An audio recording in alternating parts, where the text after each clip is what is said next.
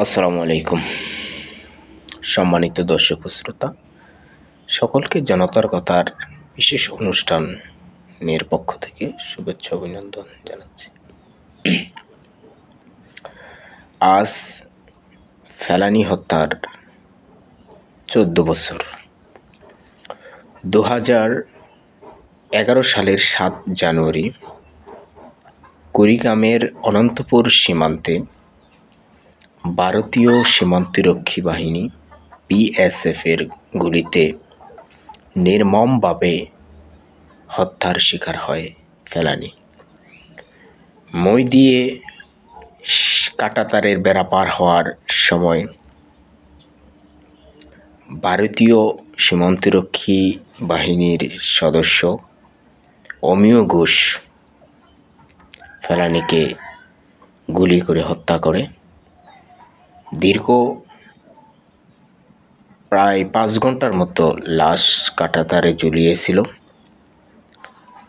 সংবাদ মাধ্যমে সংবাদ প্রকাশ হওয়ার পর দেশে নানা জ্বর ওঠে। তারপর 2013 সালের 13 আগস্ট ভারতীয় বিশেষ আদালত ফেলানী হত্যার বিচার কাজ শুরু করে। কিন্তু 2013 সালের 6 সেপ্টেম্বর অমিয় ঘোষকে বেকসুর খালাস ঘোষণা করা হয়। দীর্ঘ 14 বছর ধরে ফেলানী হত্যার বিচারের অপেক্ষায় রয়েছে ফেলানীর মা বাবা।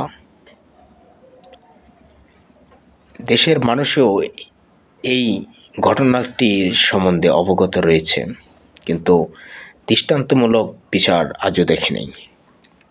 ফেলানীর মা বাবা অন্তর্বর্তীকালীন সরকারের কাছে বিচার চেয়েছেন মেয়ে হত্যার। আজকে প্রথম আলোর রিপোর্ট থেকে এই তথ্যগুলো পেয়েছি। সকলকে ধন্যবাদ জানাচ্ছি।